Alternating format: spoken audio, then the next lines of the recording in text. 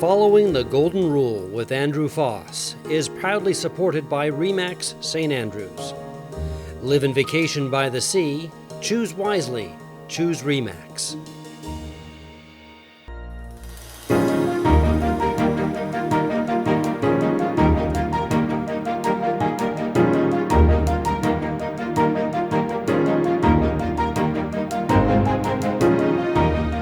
Hello, my name is Andrew Faas, and welcome to Following the Golden Rule. And I'm Jay Remer, and for 26 weeks, Andy and I will be discussing the ABCs of building character. This week, we are going to be focusing on N is for nurturer. The word nurture has changed over time, and it's an interesting word because it's not one that we use a lot in everyday vocabulary. But one of the words that is associated with it, which I think is becoming more popular, is that of encouragement. So I see encouragement as part of nurturing, but I'm wondering if you could give your perspective on nurturing. Sure. Well, first, your first point on the word has been expanded. And it started out in the 18th century as basically to provide for bodily needs and to feed people and to some extent in terms of other things that make people nourished, healthy. But it expanded over time, and it included the to promote and develop. So in your article on nurturing, you mentioned your mother, and I'm wondering if you could expand on that. Sure. Well, I'll give you a little bit of background on Mom. She passed away now, will be 3 years ago in November, in her 99th year. And she was definitely a woman of character. Anybody who watched the series Downton Abbey, Violet, was a dead ringer for Mom, both in spirit and in physical characteristics. Now, had we applied the original term for nurture, Mom would not have cut it. She was a horrible cook. Now, I've got four brothers. There are 5 boys in the family, and my dad. Thankfully, my dad was a pretty good cook and taught us how to cook. Otherwise, we would have starved. But anyway, in my eulogy to her, I referred to her as the nurturer. And she nurtured our minds, our soul, and our grit. And paid particular attention to protecting us and preparing us to be good citizens, hard workers, inquisitive, socially responsible, a protector, a defender, a resistor. And there's so many examples that I did use in her eulogy that definitely made her that person of character, and she was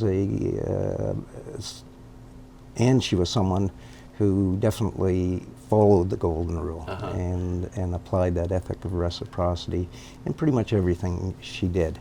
So my grounding comes from my mother, and my line to her is, "Mom, we love you, and we're going to miss you, even though you were a horrible cook." Well, that's wonderful. Well, switching topics just a little bit, on nurturing, how does Maslow's hierarchy of needs fit into nurturing? Well, it kind of goes toward the latter end of the hierarchy of needs, because you obviously need the basics to survive. But it includes safety, love, belonging, esteem, and self-actualization. And those are the things that we address in what we're going through.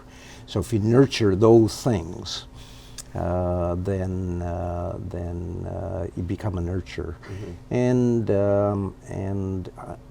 it's something that I have always looked for in people that I've put into a leadership position or a managerial position. So anybody that's responsible for others, the expectation is that you grow those people in the mind, the spirit, and in the grit. You know, one of the things that just popped into my mind is that nurturing is really it may not be an essential part, but it is often an important part in friendships, because people support one another, and part of being a good friend is not controlling the other person, but allowing the other person to blossom like a flower on their own terms. And I think that's a point about nurturing that's worth mentioning. Absolutely, and I guess where we learn that at a fairly young age is when we started engaging in team sport activities. And each of us had a role to play, and part of that role was a defensive role, another part was an offensive role, and clearly had to nurture people in how you played those roles. If you play them unfairly, though, you don't become a nurturer, you become a restrainer. So is nurturing adequately being addressed in education today? No. Simple no. And the reason I say that is I think the focus in education has been more on memorizing the words, as we talked about in some of the other characteristics, versus the meaning of the words, and getting people to learn how to learn. And you foster learning, or you nurture people by getting them to discover. You get them to do the kind of research where they factor everything they need to factor in so that they make an intelligent decision. You nurture people by helping them grow as individuals. So maybe we should look at it in terms of whose responsibility is it to nurture people. And education certainly plays a role in that. I think in the first instance, the responsibility rests with the parent in terms of developing what people stand for and why they stand for something. I'll quote a guy by the name of J.R.D. Tata. He's head of was the founder of the Indian conglomerate Tata. Okay. And he addresses where education is relative to nurturing. And I quote, "No institute of science and technology can guarantee discoveries or innovations, and we cannot plan or command a work of genius at will. But do we give sufficient thought to the nurture of the young investigator, to providing the right atmosphere and conditions of work and full opportunity for development? Is the things that foster innovation and discovery." So when we look at some fairly basic statistics, the one that talks most to it, in my view, is the literacy rate. And Canada and the US, the illiteracy rate stands at around 50%. Oh my. And that is at a C level out of a D ranking. And so it's fairly obvious that parents and the educational system has not adequately provided for the right to the benefits of education and culture. And if you look at it in terms of, and that's only one aspect, but 50% of North Americans cannot read beyond what a grade 8 person can write. So it's a huge failing relative to how we have not nurtured people that we're responsible for. Well, if you combine that with the incredible rate of poverty, it puts a large portion of the population at risk, and they are not being nurtured. And what responsibility do you think that we as a community have to deal with that issue? Well, I think the responsibility rests really with everyone. You know, as parents, as siblings, as professionals, as citizens, we all have a responsibility to make sure that the rights that we have are being applied. And I would argue that that's when I listed the rights, it ranked as number 5, and I think it should rank as number 1. And because if you have a higher literacy rate, you get the social and economic benefits of that. That's right. So when we compare ourselves to the Nordic countries, where they rank very high in literacy, they also rank very high relative to the benefits of a different socio-economic model. Yeah. And we can often point fingers and say, well, they're not inclined, and it's gone beyond finger pointing. I think we need to just address the elephant in the room. And the elephant in the room is that over half of our population are at a disadvantage. And that was going in, the situation going into the coronavirus. Yeah. And begs the question, if we were more of a literate country, or countries, could the outcome that we're now facing and will continue to face be different? And the answer to that is yes. Yes.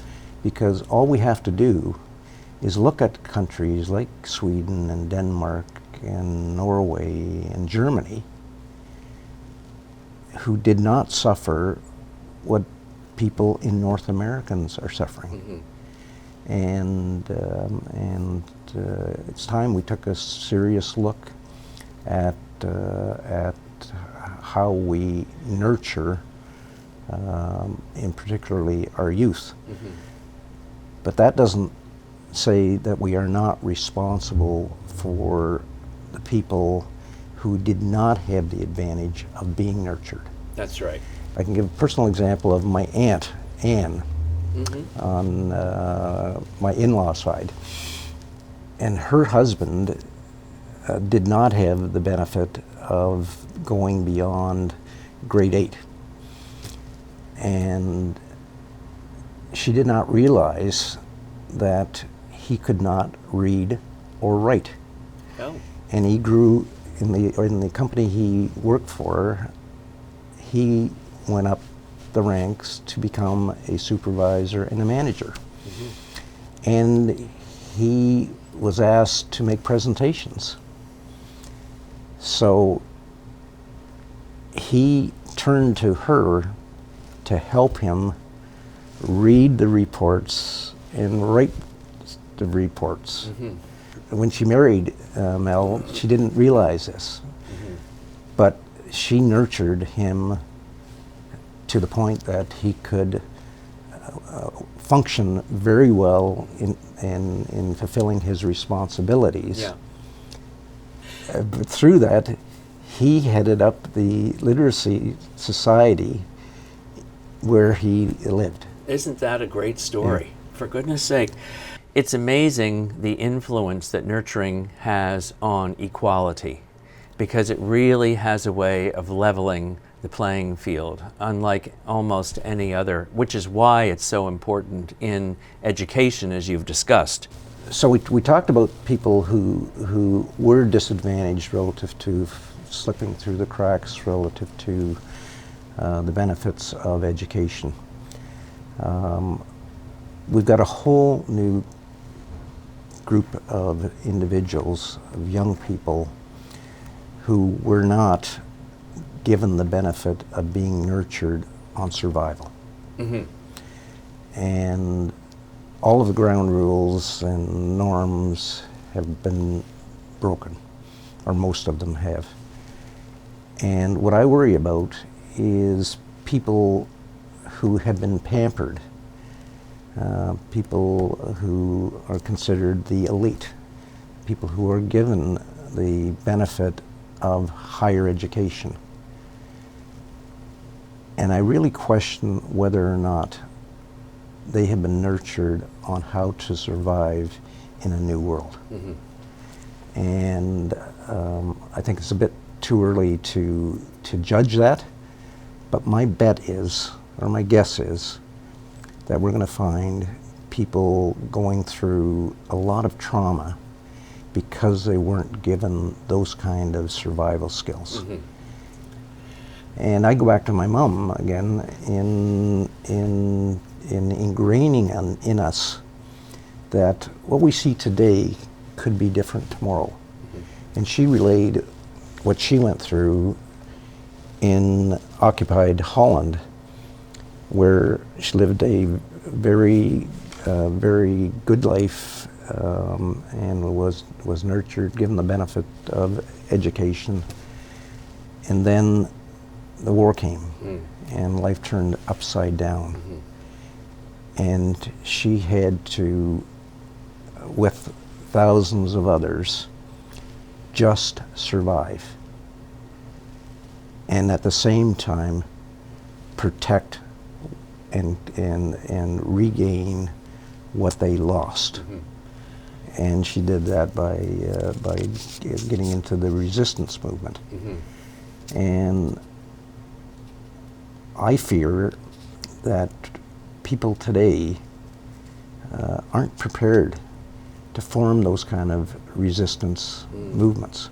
Mm-hmm. And when we talk about nurturing the mind and the soul and the grit, mm-hmm.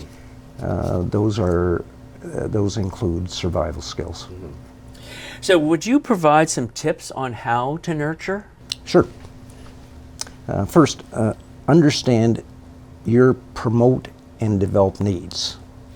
That's the expanded description of nurturing. So this is an understanding of your sense of self, positions you to understand the needs of others, and it will give rise to nurturing yourself. So we expect others to nurture us, but I think in the first instance, once we get to a certain point, we have to take responsibility and grow.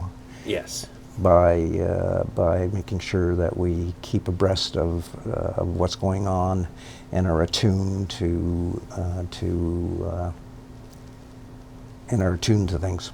Well, part of being a responsible adult is continuing the nurturing process of yourself. You're always feeding yourself new information, professional development, all kinds of things. You never can be too old to learn something. That's right. Yeah.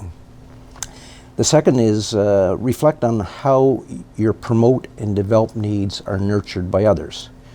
And I gave the example of my mother, and everybody, I think, can identify people who have helped them to grow, mm-hmm. or promote and develop. Third is understand how people you have a responsibility for feel. and why they feel the way they do. What makes them happy, sad, angry, frustrated, motivated, depressed, anxious, satisfied, etc.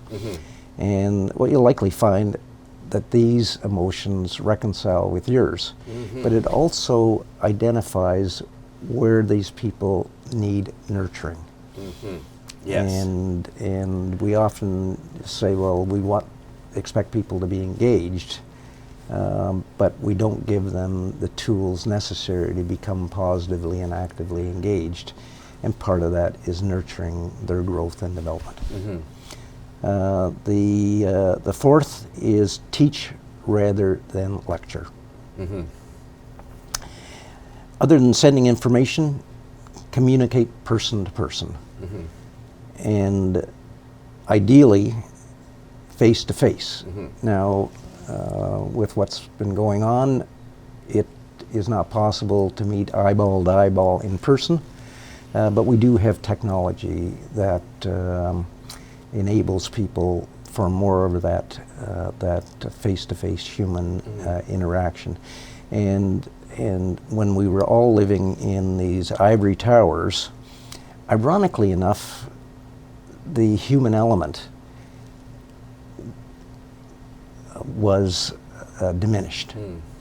And ironically enough, with technology and particularly things like Zoom, people are actually having more face-to-face communication that is meaningful. And so one of the big benefits that come out of this, I think, will be that. The sixth, make those you nurture comfortable in having critical discussions, reinforcing it's okay to disagree. And to get away from the polarization that exists. It's not I'm right, you're wrong. It's understanding the perspective of others. That's right. And getting people to, again, be comfortable in disagreeing. Well, you've mentioned that before in other episodes, where the importance of returning to a time when civil discourse is the way that we communicate, because at the moment, with so much divisiveness, there's a lot of hatred in the rhetoric that is used, and that is not civil discourse. So nurturing civil discourse within an organization or within your family is critically important and helpful. Yeah, and a different way to maybe put it is nurturing people on how to fight. There you go. And fighting for what you believe in. And that takes a lot of nurturing in terms of getting people comfortable in terms of having those discussions. Well, if you want to convince someone to come onto your team, so to speak, you can't do it by belittling and using hateful language. You need to use civil discourse to bring them along, to be open to your perspective. Yes, in the work environment, as we've indicated before, we work in a command control environment, and there's really no room for disagreement. And leaders today expect obedience, and people have to be nurtured to again be able to fight and defend and protect. Right. Yeah. Seventh is be open, honest, and direct in your communications. Be empathetic. Practice active listening. We hear that so often in terms of, I hear you. Well, do you really hear, or are you just thinking about another answer? And by active listening and probing, you can discover what people need by way of support and nurturing. And the last is allow those you nurture to nurture you. That brings it right around to the title of the show, Following the Golden Rule, because I think it is important that, because we feel intrinsically the value of being nurtured. We know when we're being cared for. And I think those who care for us only feel that they would like the same treatment themselves if they were in the same position that we were in. So I think it kind of runs full circle. So thank you, Andy, for your thoughts on nurturing, and thank you for watching the show today, and we look forward to seeing you again next week.